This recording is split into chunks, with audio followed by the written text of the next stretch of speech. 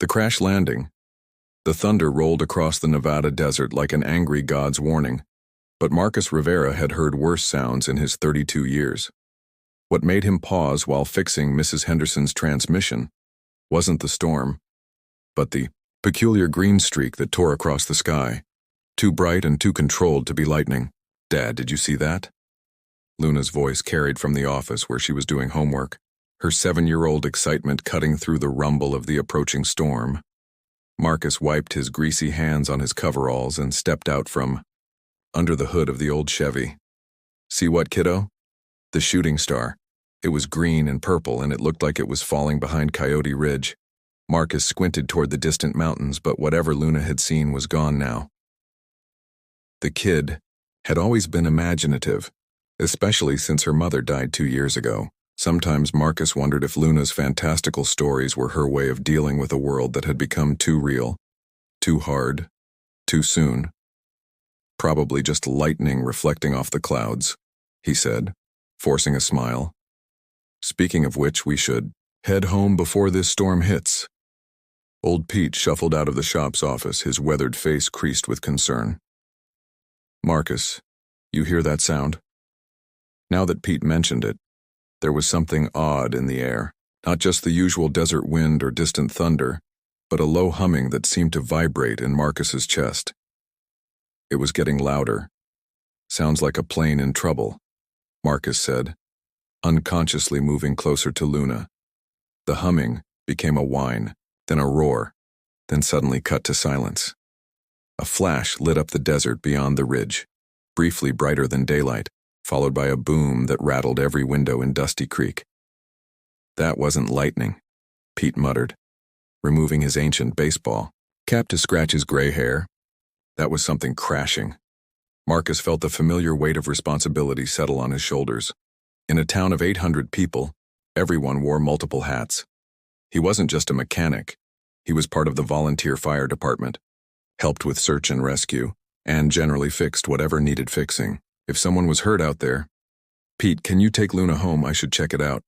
"Dad, I want to come with you." "Absolutely not." Marcus knelt to Luna's level, looking into eyes that were the same warm brown as her mother's. "Whatever crashed, out there could be dangerous. I need you safe at home with Pete." Luna's lower lip jutted out in the stubborn expression Marcus knew all too well. "But what if it's aliens? What if they need help?" Despite everything, Marcus chuckled. "If there are aliens out there, I promise I'll ask for their autograph. Deal?" "Deal."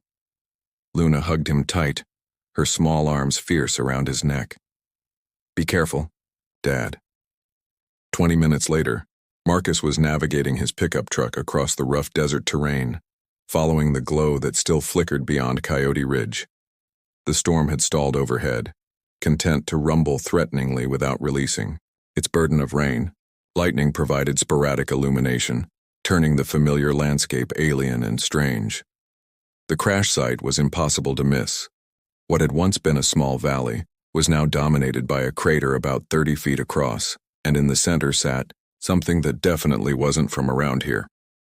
Marcus climbed out of his truck slowly, flashlight in hand, trying to make sense of what he was seeing. The object was roughly oval-shaped, maybe 20 feet long, with a surface that seemed to shift between silver and deep blue depending on how the light hit it.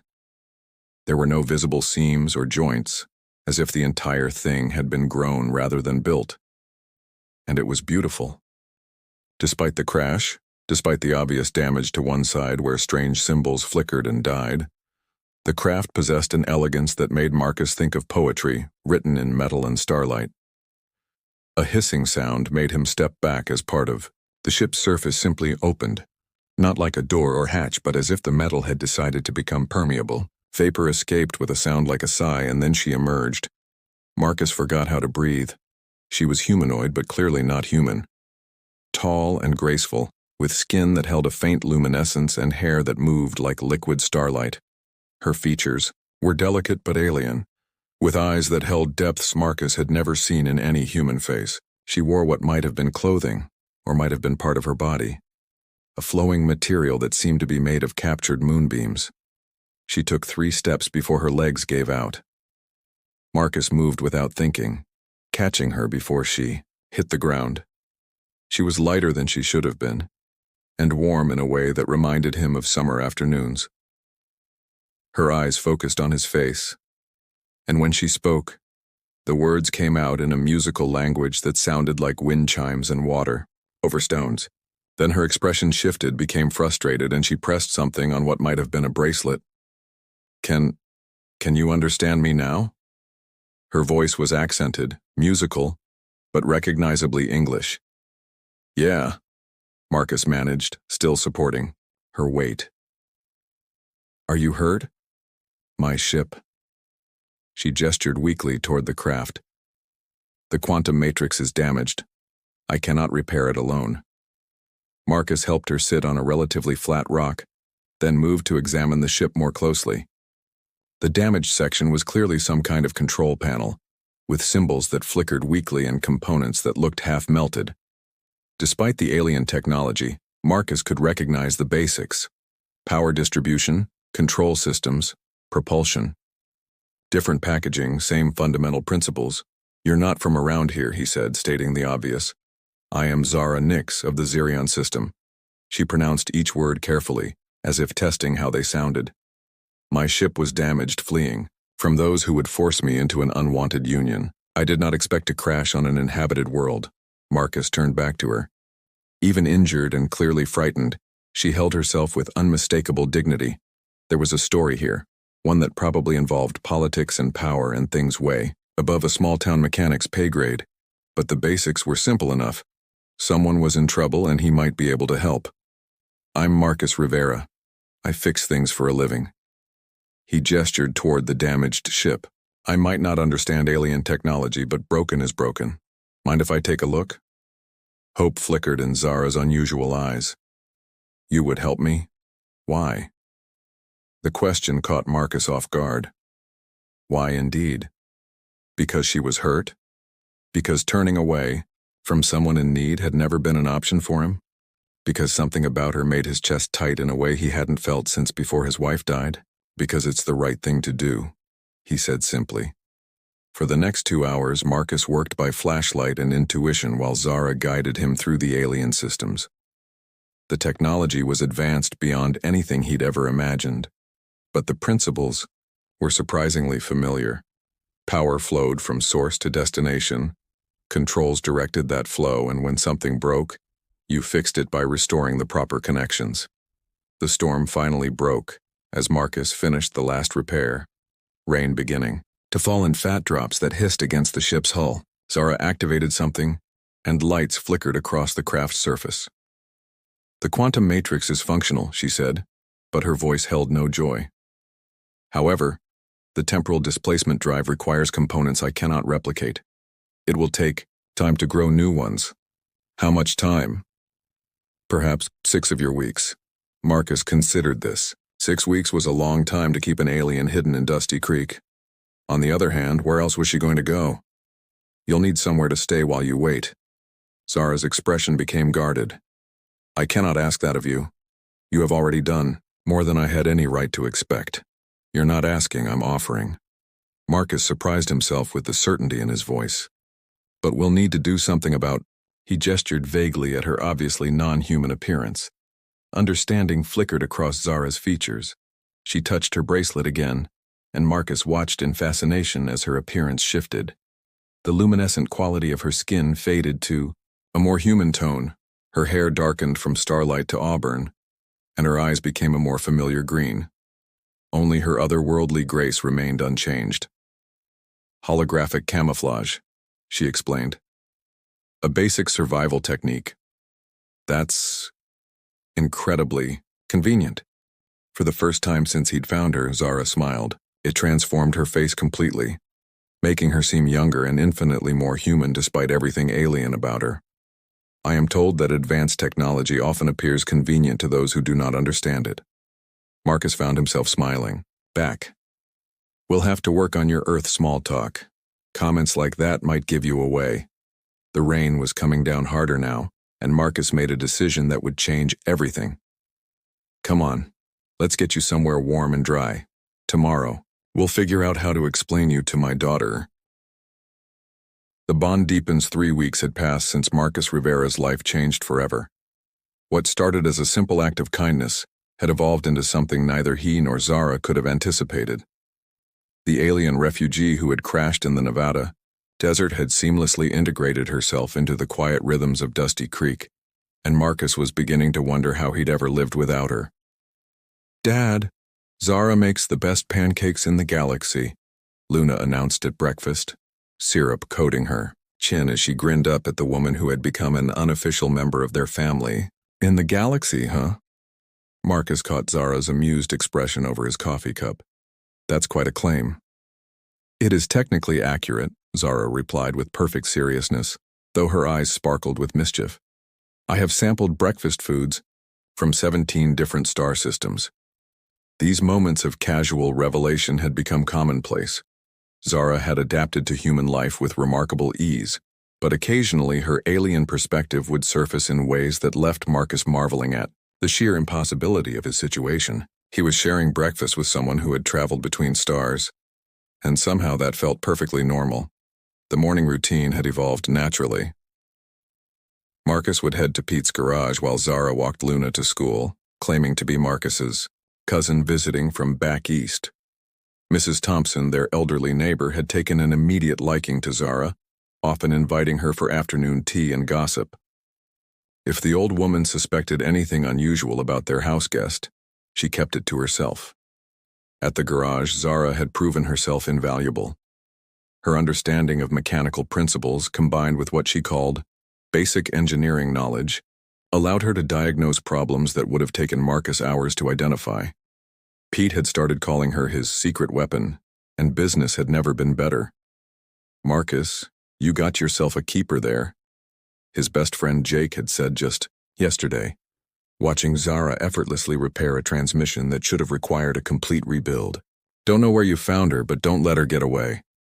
The problem was Marcus wasn't sure he had any choice in the matter. Every day brought them closer to the completion of Zara's ship repairs. Soon she would have to choose between staying on Earth or returning to whatever life awaited her among the stars. "The temporal displacement drive will be fully operational within the week," Zara said that evening, as they sat on the porch, watching Luna chase fireflies in the yard. Her voice was carefully neutral, but Marcus had learned to read the subtle tensions in her posture. "And then?" he asked, though he dreaded the answer. "Then I must decide." Zara's holographic camouflage flickered slightly, revealing glimpses of her true luminescent skin. "On Zarian, I am considered a political exile. Returning means accepting the marriage arrangement I fled, binding myself to someone who views me as a prize rather than a person."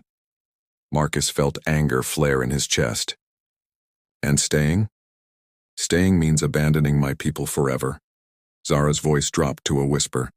"It means never seeing my homeworld again, never breathing the silver air of the crystal forests, never watching the triple moons rise over the singing mountains." The poetry in her words painted pictures Marcus could barely imagine. And for the first time, he truly understood what she would be sacrificing if she chose to remain. Earth might be beautiful in its own way, but it wasn't her home. "I wouldn't ask you to give up your world for me," he said quietly.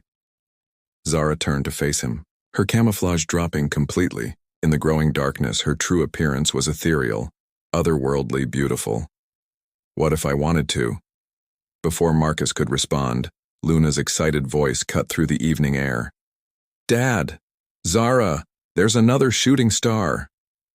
They looked up, to see a streak of red fire cutting across the darkening sky, too controlled and purposeful to be natural. Zara went rigid beside him, her luminescence fading to almost nothing. "That is not a meteor," she whispered, fear naked in her voice. "What is it?" "A hunter-class pursuit vessel." Zara stood abruptly, her entire demeanor shifting from peaceful to alert. "Commander Vex has found me." The next hour passed in a blur of preparation and barely controlled panic. Zara retrieved equipment from her hidden ship, while Marcus tried to explain to Luna why their cousin might have to leave suddenly. The 7-year-old accepted the explanation with the resilience of a child who had already learned that people sometimes disappeared from her life without warning. Will she come back? Luna asked, hugging her stuffed dinosaur tight. I don't know, sweetheart, Marcus said honestly. But whatever happens, she cares about us. That won't change. The alien ship landed in the same crater where Marcus had first found Zara. Its arrival marked by a controlled descent that scorched the desert sand to glass. Unlike Zara's elegant craft, this vessel was purely functional, all aggressive angles and weapon mounts that glittered menacingly in the starlight. Commander Vex emerged like a nightmare given form. Tall even by alien standards, he moved with the fluid precision of a predator. His skin held the same luminescent quality as Zara's, but where hers was gentle starlight, his pulsed with the harsh radiance of a dying star. When he spoke, his voice carried the weight of absolute authority. Zara Nix, by order of the Zarian High Council, you will return to face your obligations. Zara stepped forward, and Marcus was struck by how small she seemed next to the imposing commander. Yet her voice remained steady, regal. I renounce my obligations to the Council and my betrothal to Lord Catan. I claim the right of voluntary exile. Your personal desires are irrelevant. Vex's gaze swept dismissively over Marcus. You have contaminated yourself with primitive contact. This aberration ends now. The lady said no. The words left Marcus's mouth before he could think them through. 3 pairs of alien eyes turned toward him, and he suddenly felt like an ant who had decided to argue with gods. But Luna's face flashed in his mind, and Zara's gentle smile, and all the quiet moments that had made his life whole again. The primitive speaks, Vex observed with clinical interest. Tell me, little human, do you understand the forces you attempt to defy? I understand that someone I care about doesn't want to go with you, Marcus replied, surprised by his own steadiness. On Earth, that's usually enough. Vex's expression might have been amusement or contempt. Your species' sentimental attachment to individual choice is well documented, also irrelevant. He gestured, and weapons emerged from his ship's hull, targeting not Marcus but the lights of Dusty Creek in the distance. Perhaps the potential elimination of your settlement will clarify your perspective. No. Zara moved between Vex and the town, her luminescence flaring bright enough to cast shadows. You cannot threaten innocence. The Zarian Code forbids. The code has exceptions for retrieving strategic assets, Vex interrupted. You are heir to the 3rd solar dynasty. Your genetic lineage is too valuable to lose to primitive sentiment. Marcus felt something crystallize in his chest, a moment of perfect clarity. This wasn't just about Zara's choice anymore. This was about what kind of universe they all had to live in, one where individual lives mattered, or one where they were just resources to be managed. Jake, Marcus called toward his friend who had followed them into the desert despite Marcus's protests. Remember what you said about not letting good people get away? Jake grinned, understanding immediately. Time to prove humans are more stubborn than smart? Something like that. What followed was less a battle than a demonstration of human ingenuity born from desperation. Jake's truck, modified with nitrous and reinforced for desert racing, proved surprisingly effective at harassing an alien warrior who had never encountered anything quite like redneck engineering. Marcus used his knowledge of Zara's technology to disrupt Vex's weapon systems, while Zara herself fought with techniques that turned the desert itself into a weapon. But it was Luna who ended the conflict. The 7-year-old emerged from Mrs. Thompson's car where she was supposed to be safely waiting, walked directly up to the towering alien commander, and looked up at him with serious brown eyes. You're making Zara sad, she said simply. That's not nice. Vex stared down at the small, human child. His weapon lowered in what might have been surprise. You do not fear me, young one? My dad says there's no point being scared of things you can't change, Luna replied. But you can change. You can choose to be nice instead of mean. For a long moment, the desert was silent except for the distant rumble of thunder. Then Vex lowered his weapons completely and actually knelt to Luna's level. Your offspring possesses unusual wisdom, he said to Marcus. To Luna, he added, you speak of choice, small human. What choice would you make in my position? Luna considered this with the gravity only children could bring to cosmic questions. I'd choose to make my friends happy instead of sad. That's what friends do. Vex studied the child's face, then Zara's, then Marcus's.